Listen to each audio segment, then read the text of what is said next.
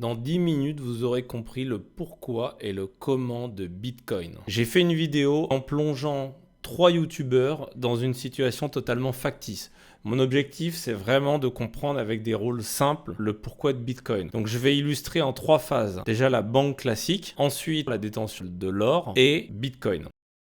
Commençons par la banque classique. On va imaginer qu'au 1er janvier, nos 3 protagonistes, ils ont chacun 70 000 euros sur leur compte et la banque au total gère 210 000 euros. Puis le lendemain, le 2 janvier, Squeezie vend sa voiture à Natou qui lui paye la somme de 20 000 euros. Ça va se passer en une seule transaction. 20 000 euros que la banque va inscrire en débit. Donc la banque va juste changer une écriture de chiffres sur le compte de Natou. Pareil pour Squeezie. Il va se retrouver avec un solde de 90 000 euros. Jusque-là, tout va bien. Le problème de la banque, c'est que c'est un organisme tiers. Ça n'est pas quelque chose que détiennent réellement Squeezie, Natou et Thibaut InShape. Et donc malheureusement, le jour suivant, c'est-à-dire le 3 janvier, la banque fait faillite. Plus personne n'a d'argent. Tout le monde perd tout son capital.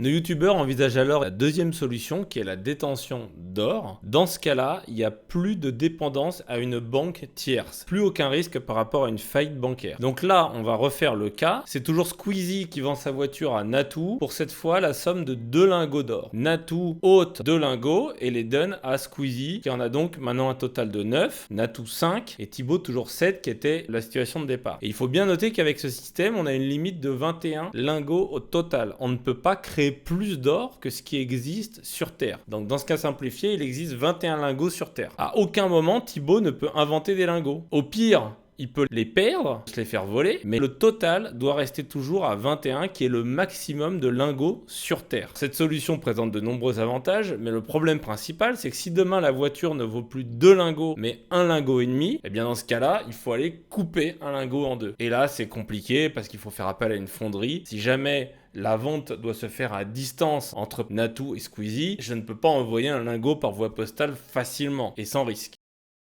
Bien échaudés après ces 2 mauvaises expériences, nos 3 youtubeurs se disent: comment je peux combiner le meilleur des 2 mondes? La banque pour sa fluidité, pouvoir diviser facilement en centimes, de pouvoir payer à longue distance et de ne pas avoir la contrainte de détenir des objets physiques. Et en même temps, la souplesse qu'offre l'or, qui est de ne pas dépendre d'une autorité centrale qui peut faire faillite, qui peut avoir ses propres problèmes, mais de détenir la valeur uniquement entre les youtubeurs et sans un organisme tierce. Donc ils vont définir une nouvelle monnaie numérique, comme pourrait l'être l'euro et le dollar, ils vont l'appeler le Bitcoin. Et ils vont se dire, pour ne pas dépendre d'un organisme tiers comme PayPal, comme une banque, on va inscrire sur nos propres ordinateurs, à nous, le nombre de Bitcoin qu'on possède chaque jour. Le 1er janvier, donc 2024, ils s'octroient autant de Bitcoin chacun, Squeezie 7, Natou 7 et Thibaut 7. Mais ça, c'est sur le PC de Squeezie. Mais pour être sûr que le PC de Squeezie ne raconte pas de bêtises, eh bien, il recopie le même résultat sur le PC de Natou, donc toujours 7 bitcoins chacun, et pareil sur le PC de Thibaut, 7 bitcoins chacun. Le premier problème auquel ils vont être confrontés, c'est que maintenant, ils peuvent se créer leur propre monnaie, puisque c'est eux qui la contrôlent sur leurs propres ordinateurs. Rien n'empêche de se dire,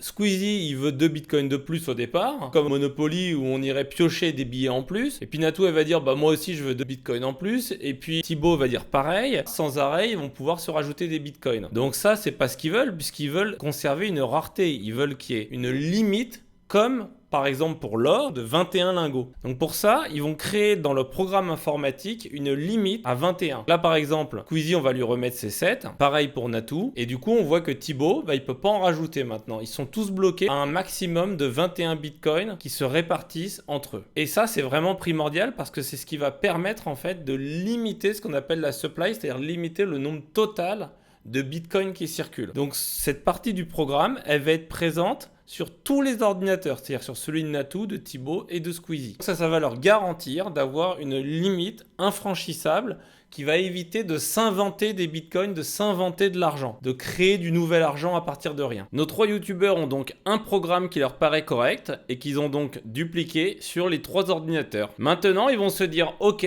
faisons une transaction. La fameuse transaction de la vente de la voiture de Squeezie à Natu pour le prix de 2 bitcoins. Alors il rajoute une nouvelle ligne, maintenant on est le 2 janvier pour cette transaction. Il décide de retirer donc 2 bitcoins à Natu, de les ajouter à Squeezie. On arrive bien au total de 21 bitcoins et on peut toujours plus rajouter d'autres bitcoins, donc on est bien verrouillé sur ce point là, c'est parfait. Ils vont dupliquer cette transaction sur les autres ordinateurs de façon à garder une trace. Hélas, leur programme Bitcoin qui tourne sur leur ordinateur a encore une faille et c'est Thibaut qui va en faire les frais. Qu'est-ce qui se passe? Eh bien en fait, nos acteurs peuvent ne pas se faire confiance. C'est une règle qui est exigée pour un système d'échange de valeurs. Et donc en l'occurrence, ils se faisaient confiance. Mais tout d'un coup, Natu et Squeezie vont décider de trahir la confiance de Thibaut puisqu'ils vont se rencontrer lors de la transaction automobile.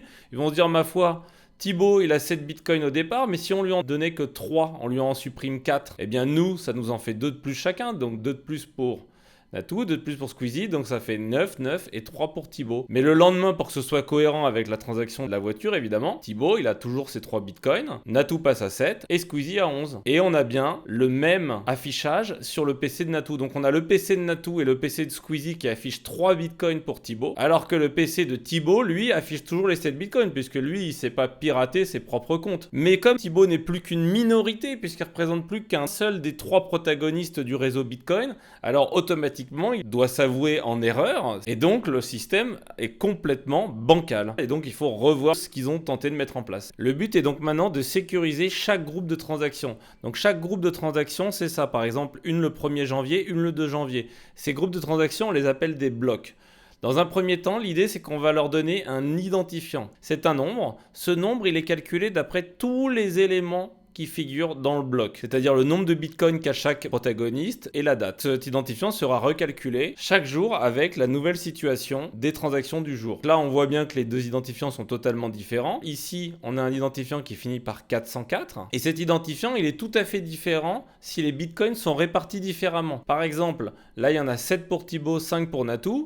On pourrait dire, on va donner 5 pour Thibaut et 7 pour Natu. Et à ce moment-là, l'identifiant change complètement. Donc l'identifiant, c'est comme une signature. Ça permet de certifier le contenu de chaque bloc. On va également introduire le chaînage entre les blocs. On va définir que l'identifiant du bloc précédent, en l'occurrence du 1er janvier, on va le reporter dans le bloc du 2 janvier. Donc le 45, 76, 40. Et une fois qu'on l'a reporté, on calcule le nouvel identifiant du bloc du 2 janvier. Bien sûr, le premier bloc, lui, il est sans prédécesseur. Donc on va lui donner un code arbitraire, par exemple 1, 2, 3, 4, 5, 6, avec ce code plus tous les autres éléments, c'est-à-dire le nombre de bitcoins, la date, etc. On va obtenir un nouvel identifiant 765 268 qu'on va venir reporter sur le bloc du jour suivant, du 2 janvier, où là, il y a eu la transaction de la vente de la voiture. Et à nouveau, le jour suivant, on a donc le bloc du 3 janvier. Cette fois, ils n'ont pas eu de nouvelles transactions, nos youtubeurs, donc ils ont toujours 9, 5 et 7 bitcoins comme la veille. On crée quand même un bloc et on reporte l'identifiant précédent, 550171. On recalcule ainsi un nouvel identifiant. Et on obtient ainsi ce qu'on appelle une chaîne de blocs, une blockchain. Et cette blockchain a la particularité que si un acteur malveillant tente de modifier quelque chose, alors elle se rompt complètement. Ainsi, si je répète le scénario où on enlève les 4 bitcoins, donc on n'en laisse plus que 3 à Thibaut au départ pour les donner à Natu et à Squeezie, le total est toujours bon, l'identifiant a été modifié, donc l'identifiant étant modifié, il n'est plus en correspondance avec le suivant. Je dois donc recalculer le bloc suivant et à nouveau le bloc du 3 janvier pour correspondre. Donc je dois recalculer l'entièreté de la blockchain à partir du moment où j'ai modifié les conditions sur un bloc soit au départ, soit au milieu de la blockchain. Et c'est là où vous allez me dire, si Natu et Squeezie sont déterminés, il suffit juste qu'ils recalculent l'entièreté de la blockchain, ce qui se fait en à peine quelques secondes, et qu'ils reportent les résultats sur le PC de Squeezie, sur le PC de Natu, et ainsi ils sont majoritaires à décréter que Thibaut n'a que 3 bitcoins au lieu d'en avoir 7 au départ et que par conséquent, c'est eux qui ont raison et c'est lui qui a tort et qui est obligé donc d'adopter les 3 bitcoins pour lui, de reporter les résultats. Vous auriez raison de me dire ça et c'est un problème que va résoudre le mystérieux Satoshi Nakamoto, qui est l'inventeur du Bitcoin. Que va faire Satoshi Nakamoto? Satoshi Nakamoto, il va faire un système qui empêche le retour dans le passé. Il va créer un clapet anti-retour dans le passé. Pour ce faire, il va introduire ce qu'on appelle le nonce. c'est-à-dire ce nombre-là. Ce nombre-là entre dans le calcul de l'identifiant qui est ici. Le nonce est à 0, j'ai un identifiant qui finit par 268. Si je rajoute 1 au nonce, mon identifiant change complètement. Il finit maintenant par 273. Et ce nonce, on peut lui donner la valeur qu'on veut et à chaque fois on trouve un identifiant différent. Jusque-là, vous allez me dire rien d'extraordinaire. Mais ce que va introduire Satoshi Nakamoto, c'est la notion de difficulté. Il va rajouter une contrainte. Il va dire désormais, moi, pour qu'un bloc soit valide, il suffit pas de me calculer un identifiant bêtement à partir d'un nonce aléatoire. Il faut trouver un nonce pour que l'identifiant qui est ici termine par un 0. Il introduit une contrainte, l'identifiant doit terminer par 0. Donc là, on continue de chercher, on continue, et nonce égale 22. On a enfin trouvé un identifiant. Donc on reporte cet identifiant sur le bloc suivant, qui finit donc par 390,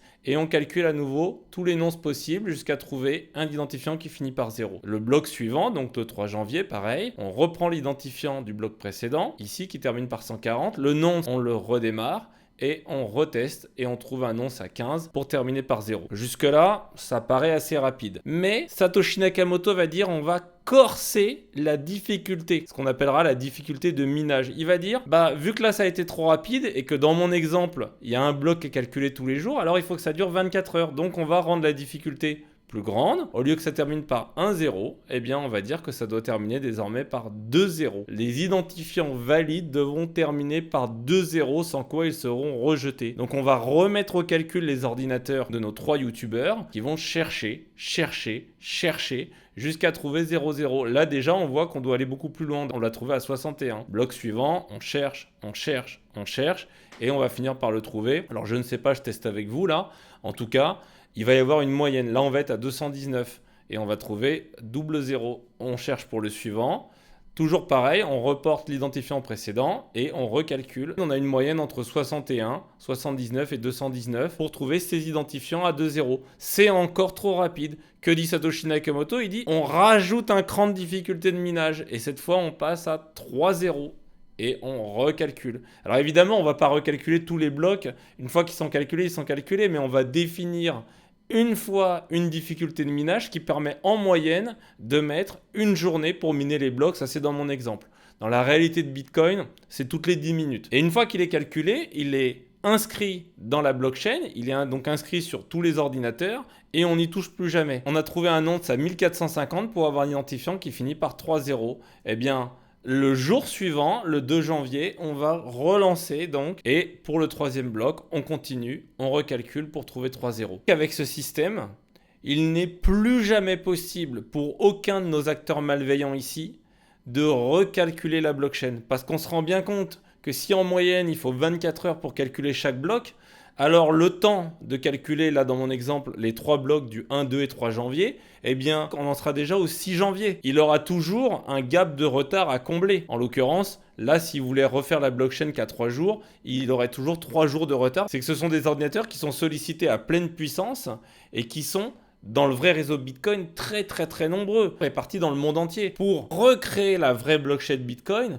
il faudrait une puissance de calcul encore plus importante que toutes celles cumulées au cours de plus de 10 ans, puisque le Bitcoin a plus de 10 ans, il est apparu en 2009, pour pouvoir falsifier cette blockchain Bitcoin. C'est pour ça qu'on dit qu'elle est extrêmement sécurisée. C'est pour ça que de plus en plus de gens lui accordent de la confiance et qu'il est de plus en plus adopté. C'est ce qui peut aussi créer le fait que son prix soit de plus en plus élevé. Je vous remercie d'être resté jusqu'au bout, j'espère que la vidéo vous a plu. Tout ce que j'ai fait ici en démonstration, c'est un Google Sheet que je vous mets en description. Si vous avez des questions, n'hésitez pas en commentaire et je vous dis à la prochaine. Ciao!